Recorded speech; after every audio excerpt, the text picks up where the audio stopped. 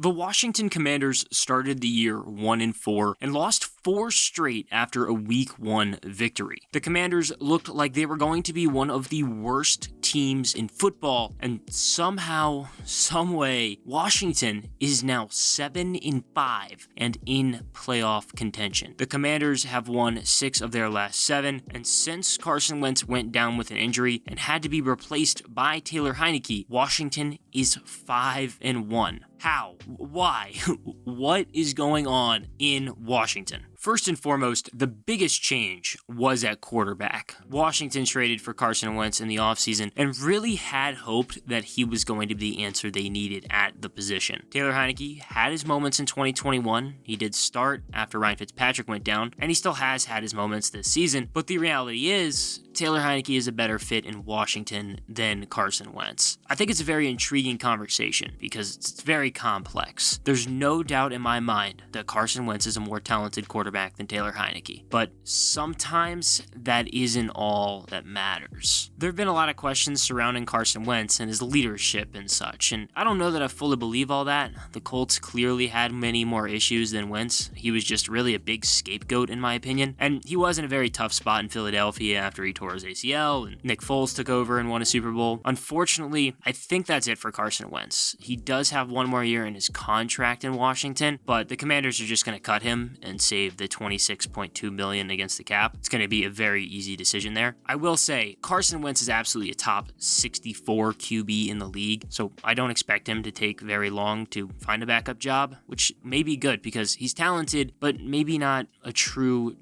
leader. And I think that's what Taylor Heinicke does do so well, is that he's a true leader. He is just straight up not very good sometimes. That's just the reality, but he is always the outspoken leader, and at the very least, the players rally around him and play really hard. Heinicke is not a starting caliber NFL quarterback, in my opinion. Comparing him to the rest of the league, he's by far one of the worst. If Washington did have a young stud quarterback, I think they'd actually be considered a true contender, but that's just not the case. However, Taylor Heinicke is the better option at quarterback, and I think there's one very, very big reason why: the offensive line. The interior of Washington's offensive line is just so bad. Brandon Sheriff left in free agency, and the offensive line has turned into a complete mess. Taylor Heinicke is a runaround guy who can improvise and use his legs to his advantage. Before he was starting, Washington just couldn't move the ball downfield at all. It was hard to watch, really. Carson Wentz isn't a really mobile guy to the same extent as Heinicke, and sometimes he winds up so slow to throw, and it was just something that I think did hinder him with such a bad offensive line. Now the Washington offense looks completely different with Taylor Heinicke behind center. The most frustrating thing about the offense with Wentz was that Terry McLaurin wasn't getting the ball. Terry McLaurin is one of the better wideouts in the league, and statistically has been the best 50-50 receiver in the pros since he was drafted in 2019. The fact that Wentz refused to throw it up was just infuriating, and now Taylor Heinicke loves throwing the ball up every instance he gets. Taylor Heinicke literally is selling shirts now that say, "Fuck it, Terry down there somewhere," which is a very accurate representation of that offense sometimes. Curtis Samuel has been used a lot and looks solid. It's so nice seeing him get some success after he had such a rough start to his tenure in Washington with injuries and everything. Taylor Heinicke gets a lot of the credit for the Commanders' turnaround, and that is fair. The Washington offense couldn't move the ball before he took over, but he hasn't been great and is a complete liability at times. He makes an amazing play, but he follows it up with a horrendous pick. The success of the Commanders has come from two places: the run game and the defense. Washington has utilized a two-headed backfield with Antonio Gibson and Brian Robinson. It works out really well because the two of them are very different players. Antonio Gibson is a really good pass catcher, good runner, but Robinson I feel like usually does have better vision and fights for yardage a little bit better when he has to. They're essentially yin and yang, and Washington has relied on that run game to win football games, and it has worked. Washington looked pretty good in Week 1. The Commanders did almost blow it, but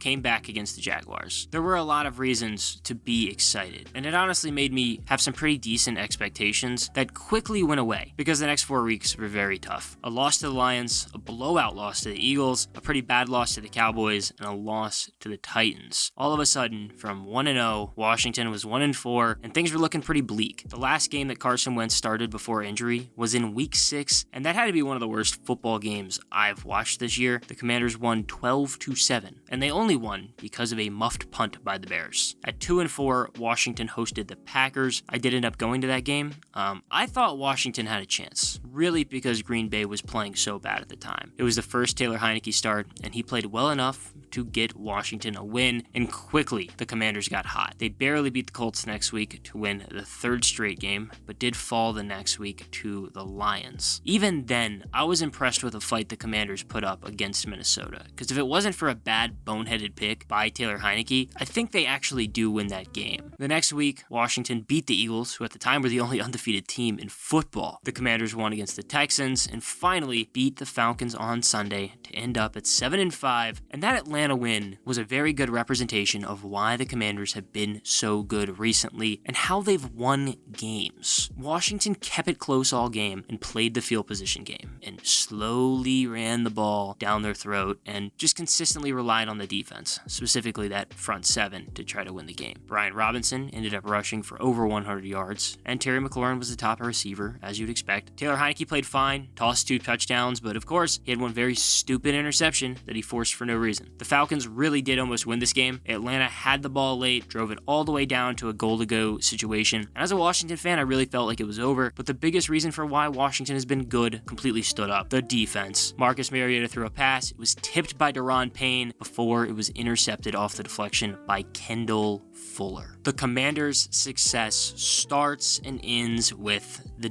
defense. Anyone who says otherwise is simply wrong. The front seven in Washington is one of the best in football. Without it, Washington is probably a 3-win football team. Daron Payne has been absolutely incredible this year. He is in the midst of a contract season, and he has completely proven that he is worth the money. I don't 100% know that if that will be in Washington or not. I hope it is, but I think the Commanders have to keep them in town if they can. Jonathan Allen is the other guy there who has already secured his bag, and he has already proved that he's one of the best in the pros. The edge rushers are what's pretty interesting, because Washington is going to have to figure out who they're going to pay soon. Montez Sweat has been a pest and a very impressive pass rusher, but Washington is also about to get Chase Young back. Young was the second overall pick, hasn't played in over a year. He suffered that torn ACL last season, and there's been a lot of setbacks and issues, but he will be back soon. And it's really going to depend on how good he is.